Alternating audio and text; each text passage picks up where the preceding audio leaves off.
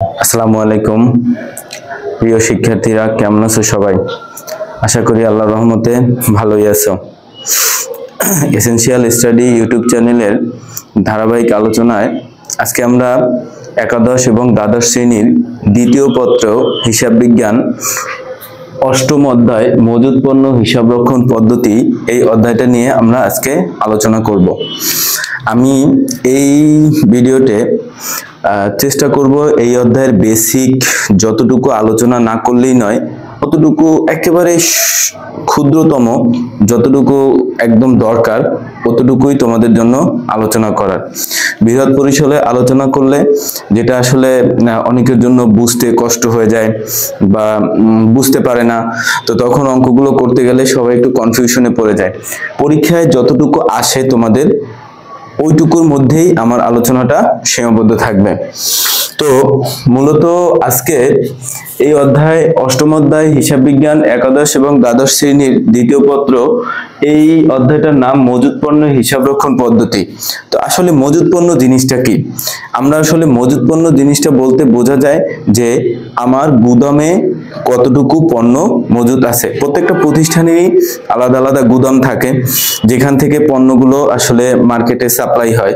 তো সেই জন্য এই মজুদ পণ্য যে গুদামে মালটা আমরা জমা রাখছি, সেখান থেকে পণ্য কতটুকু পণ্য আসে আমার গুদামে, কিভাবে যায়, সেই সংক্রান্ত আলোচনাই হচ্ছে মূলত এই অধ্যায়। তো আমি সরাসরি আলোচনায় চলে যাচ্ছি। এখন আমরা দেখব যে মজুদ পণ্যের হিসাব রক্ষণ, এই যে আমি লিখে রাখছি যে মজুদ পণ্যের সংরক্ষণের পদ্ধতি বা হিসাব রক্ষণের পদ্ধতি। মজুদ পণ্য সংরক্ষণের পদ্ধতি দুইভাবে আসলে সংরক্ষণ করা হয়। একটা হচ্ছে কালান্তিক মজুদ আর একটা হচ্ছে অবিরত নিত্য মজুদ। তো এখন কথা হচ্ছে এই দুইটা পদ্ধতির মধ্যে আসলে পার্থক্যটা কোথায়? কালান্তিক মজুদ হচ্ছে মূলত ছোট পরিসরের যে প্রতিষ্ঠানগুলো আছে ওরা কালান্তিক মজুদ পদ্ধতিতে সংরক্ষণ করে, আর বড় পরিসরের যেগুলো আছে তারা হচ্ছে অবিরত বা নিত্য মজুদ পদ্ধতিতে পণ্য সংরক্ষণ করে থাকে। আচ্ছা, তো পরীক্ষায় আসলে আমাদের কোনটা আসে? পরীক্ষায় আসলে ম্যাক্সিমাম ক্ষেত্রে এই কালান্তিক মজুদটা থেকেই প্রশ্ন হয়ে থাকে। তো এই জন্য আমরা হচ্ছে আজকে কালান্তিক মজুদ কি, এটা কিভাবে আসে, কতটুকু আলোচনা করতে হয়, এটা সম্পর্কে আমরা বিস্তারিত আলোচনা করব। তো কালান্তিক মজুদ, আসলে কালান্তিক মজুদ পদ্ধতিতে মূলত চারভাবে পণ্য ইস্যু করা হয়। এখানে ইস্যুর শব্দের সাথে তোমরা বিক্রয় শব্দটাও অ্যাড করে নিতে পারো, যে ইস্যু বা বিক্রয়। ইস্যু মানে হচ্ছে যে কোনো কিছু ছেড়ে দেওয়া, আর ক্রয় মানে হচ্ছে কোনো কিছু বাড়ানো। তো কালান্তিক মজুদ পদ্ধতিতে আমরা দেখতে পাচ্ছি চারভাবে পণ্য ইস্যু বা বিক্রয় করা হয়। এখন ফার্স্ট পদ্ধতি একটা হচ্ছে ফিফো, FIFO, যার ফুল মিনিং হচ্ছে ফার্স্ট ইন ফার্স্ট আউট। তো ফার্স্ট ইন ফার্স্ট আউট মানে একটা জিনিস ইংলিশ অর্থ দ্বারাই বোঝা যাচ্ছে যে একটা জিনিস প্রথমে ঢুকবে সেটা প্রথমেই বের হয়ে যাবে, যেটার বাংলা অর্থ হচ্ছে আগের মাল আগে যায়। দ্বিতীয়ত হচ্ছে লিফো মেথড। লিফো মেথড বলতে লাস্ট ইন ফার্স্ট আউট, এটার মানেও বোঝা যাচ্ছে ইংলিশ দ্বারাই যে লাস্টে যে পণ্যটা আগে আসছে সেই পণ্যটা সর্বপ্রথমে চলে যাবে।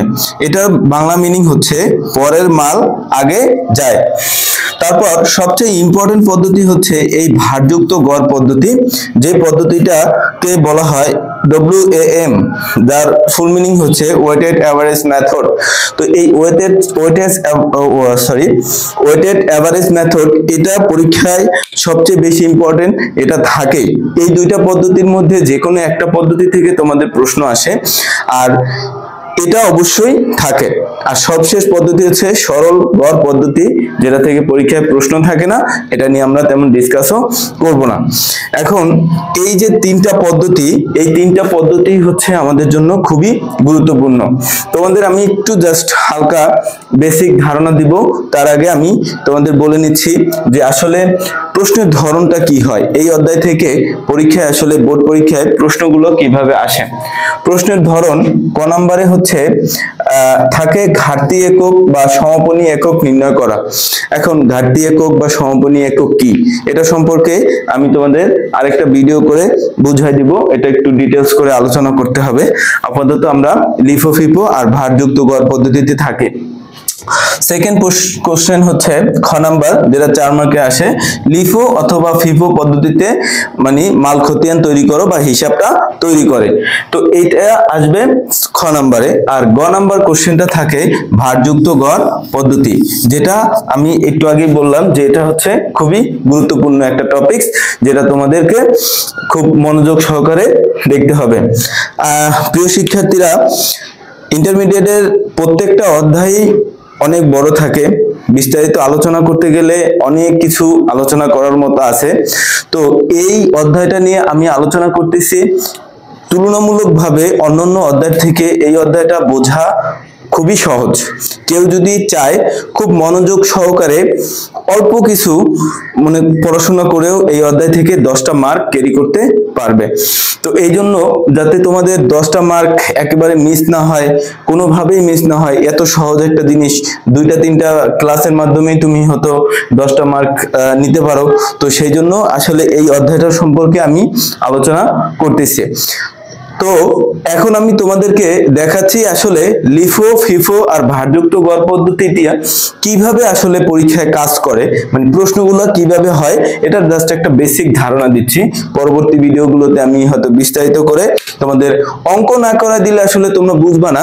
তো পরবর্তী ভিডিওতে আমি অঙ্ক করাই দিয়ে তোমাদের বিস্তারিত করে এগুলো বুঝাই দেব। তো এটা ফিফো নিয়ে আমি একটু ফার্স্টে আলোচনা করি। ফিফো পদ্ধতি মানে first in first out. That is, ধরো তোমার প্রতিষ্ঠান, এটা একটা প্রতিষ্ঠান। তো এই প্রতিষ্ঠানে পণ্য, ধরো তোমার পণ্য প্রারম্ভিক একটা মজুদ থাকে, এটা সব প্রতিষ্ঠানগুলোতেই থাকে। তো এটা তোমার কাছে ছিল। এখন পরবর্তীতে যখন তুমি পণ্য কিনবা, তখন পণ্য কি বাড়বে না কমবে?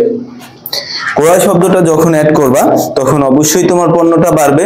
তো ক্রয়, তুমি এখানে পণ্যটা নিলা, এটার সাথে এটা তোমার অ্যাড হয়ে গেল পণ্য। তো দ্যাটস ওয়াই এভাবে। আর যখন পণ্যটা তুমি ইস্যু করবা বা বিক্রয় করবা, তখন তো পণ্য কমে যাবে। তো কমে গেলে ইস্যু ঘরে অথবা বিক্রয়ের ঘরে এরকম একটা ঘর থাকবে, ইস্যু অথবা বিক্রয়, যদি এর মাঝখানে আরো 2টা ঘর থাকবে। তো আমি যখন ডিটেইলস আলোচনা করব তখন তোমাদের বুঝাই দিব। তাহলে ইস্যু শব্দটা যখন থাকবে, তো তখন তুমি ধরো এই পণ্যটা তোমার প্রারম্ভিক মজুদে ছিল, এই যেটা আমি দেখাচ্ছি, এই পণ্যটা হচ্ছে তোমাদের প্রারম্ভিক মজুদে ছিল, যেটা হচ্ছে এই আছে। আর পরবর্তীতে যেটা কিনেছো সেটা হচ্ছে এই। তো এখন কথা হচ্ছে ইস্যু করার সময় আমাকে কি করতে হবে? ইস্যু করার সময় আমি ইস্যু করতে যাব। তো এখন ইস্যু যদি তুমি করতে যাও, তখন কিন্তু সর্বপ্রথম এই পণ্যটা আসছে, এই পণ্যটা থেকে আমাকে ইস্যুটা করতে হবে। এটা হচ্ছে ফিফো মেথড, মানে ফার্স্টে যে পণ্যগুলো আসছে সেই পণ্যগুলো ফার্স্টে গুদাম থেকে বের করে দিতে হবে। আচ্ছা, এরপরে হচ্ছে আমরা একটু ফিফো মেথড নিয়ে আলোচনা করি। লিফো।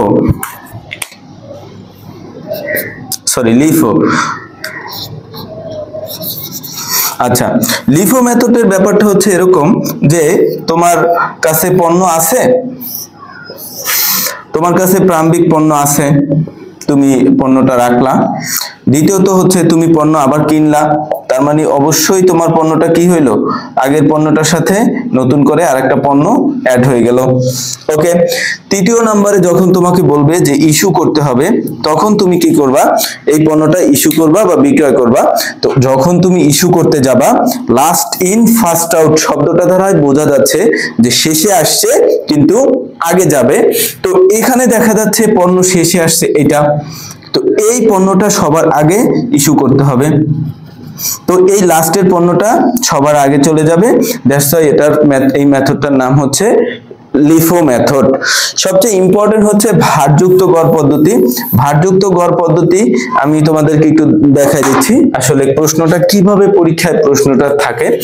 তো ভারযুক্ত গড় পদ্ধতিতে যেটা হয়, অন্যান্যগুলোর মতো এটাও মজুদ থাকে পণ্য, মজুদ থাকলে আমরা মজুদ পণ্যটা এখানে নিয়ে নিলাম। পরবর্তীতে তুমি ক্রয় করলা, এখন দেখা যায় ক্রয় করলে এখন এইখানে সবচেয়ে বড় সমস্যাটা হয় যে এটার মাঝখানে দুইটা ঘর থাকে, আরো তিনটা ঘর থাকে মোট। তো একটাই থাকে হচ্ছে পণ্যের একক, ধরো 100 একক পণ্য 10 টাকা করে। আর মজুদ করার সময় তুমি মজুদ করছিলা হচ্ছে 120 একক পণ্য 20 টাকা করে। তো 20 টাকা করে যদি 120 একক পণ্য মজুদ করি, যে টাকাটা হয় সেই টাকাটা হবে। এখন কথা হচ্ছে ভারযুক্ত গড় পদ্ধতিতে আমাদের যে কাজটা করতে হয়, অন্যান্য অঙ্কের মতো লাস্টে বা ফার্স্টে আসছে জিনিসটা এরকম না। আমাকে প্রথমে করতে হবে এই যে পণ্যটা আমার কাছে আছে, পূর্ববর্তীতে যে পণ্যটা আমার কাছে আছে 120 একক, নতুন করে আমার কাছে আরো পণ্য আসছে 100 একক, এই দুইটা যোগ করে টোটালি হচ্ছে 120 আর 100 220 একক আমাকে এখানে লিখতে হবে। এখন 220 একক আমি লিখলাম। এখন সবচেয়ে বড় সমস্যা হচ্ছে এখানে তো রেট 20 বাট এখানে রেট তো 10, তাইলে আমি কত রেট নিব? তো এই দুইটা যখন আমরা এই কাজটা করব তখন হচ্ছে এই দুইটার যোগফল হচ্ছে ধরো 10,000 আর এটার যোগফল হচ্ছে 24,000, 2400 আর এটা ধরো 1000, সরি। তো এই যে প্রথমে আমাদের কি করতে হবে, এটার যোগফল মানে মোট টাকা যেটা আছে সেটা আর এখানে মোট টাকা যেটা আছে সেটা, এই দুইটাও যোগ করে এখানে নামাইতে হবে। প্রথমে করতে হবে আমাদের এককগুলো যোগ, পরে করতে হবে আমাদের মোট টাকাটা যোগ। এই মোট টাকাটাকে মোট একক দিয়ে ভাগ দিলে যেটা আসবে সেটাই হচ্ছে এখানকার দর। যদিও আবারও বলতেছি, আমাদের এখানে একটার দর ছিল হচ্ছে 10 আর একটার দর হচ্ছে 20। এখন একটার দর 20, একটার দর 10, আমার দরটা কত হবে এখন ভারযুক্ত পদ্ধতিতে? ভারযুক্ত পদ্ধতিতে মোট সূত্র হচ্ছে মোট মূল্য ভাগ হচ্ছে মোট একক, মানে মোট কত টাকায় পণ্য কিনছি সেই পণ্যটা, সেটাকে তুমি মনে করো মোট একক দিয়ে ভাগ দিলে যেটা আসবে সেটাই হচ্ছে এখানকার দর। তাহলে দর বের করতে গেলে আমাদের ভারযুক্ত পদ্ধতিতে এভাবে দরটা বের করতে হবে। আমি যদি এভাবে মানে হালকা করে আলোচনা করি, আসলে তোমরা এগুলো কিছুই বুঝবা না। তো দেখা যায় অঙ্ক ছাড়া আসলে এই জিনিসটা বোঝা আসলে অসম্ভব। খুবই স্বল্প পরিসরে এই অধ্যায়টা মানে আমি তোমাদের বেসিক একটা ধারণা দেওয়ার ট্রাই করছি যে আসলে মজুদ সংরক্ষণ পদ্ধতি দুই ধরনের হয়, কালান্তিক এবং অবিরত। কালান্তিক মজুদ ছোট ছোট প্রতিষ্ঠানে, অবিরত হচ্ছে বড় বড় প্রতিষ্ঠানে। তো এই কালান্তিক মজুদ পদ্ধতি থেকে আমাদের বেসিক্যালি পরীক্ষায় প্রশ্নটা এসে থাকে। আর চার ভাবে কালান্তিক মজুদ হয়, একটা ফিফো, লিফো, ভারযুক্ত এবং সরল। এই পদ্ধতিটা আমাদের পরীক্ষায় প্রশ্ন আসে না, এটা নিয়ে আমরা ডিসকাস করতে যাচ্ছি না। আর ফিফো মেথড হচ্ছে ফার্স্ট ইন ফার্স্ট আউট, পণ্যটা ফার্স্টে আসছে গুদাম থেকেও আগে চলে যাবে। পরেরটা হচ্ছে LIFO method, last in first out, পণ্যটা লাস্টে আসছে কিন্তু যাবে সবার আগে। আর ভারযুক্ত গড় পদ্ধতি, এটা গড় বলাই আছে। গড় শব্দটা দ্বারা তোমরা সবাই জানো যে আসলে সমস্ত কিছুর যোগফলকে সমস্ত একক দ্বারা ভাগ দিলে যেটা পাওয়া যায় সেটাই হচ্ছে মূলত গড়। তো সেইভাবেই এখানেও আমাদের ওই আগে আসুক পরে আসুক এই সবগুলো যোগ বিয়োগ করে মানে মোট মূল্যকে মোট একক দ্বারা ভাগ দিলে যেটা হয় সেইভাবে দর বের করে এই অধ্যায়ের অঙ্কটা করা হয়। প্রিয় শিক্ষার্থীরা, তোমরা হচ্ছে হিসাব বিজ্ঞানের যে এই সেকেন্ড পেপারে তোমাদের একাদশ দ্বাদশ শ্রেণীর যতগুলো অধ্যায় আছে তার ভিতরে আমার কাছে মনে হয়েছে যে এই অধ্যায়টা বেশ সহজ। যদি কেউ চায় খুবই অল্প সময়ের মধ্যে এই অধ্যায়টা শেষ করতে পারে এবং 10টা মার্ক ক্যারি করতে পারে।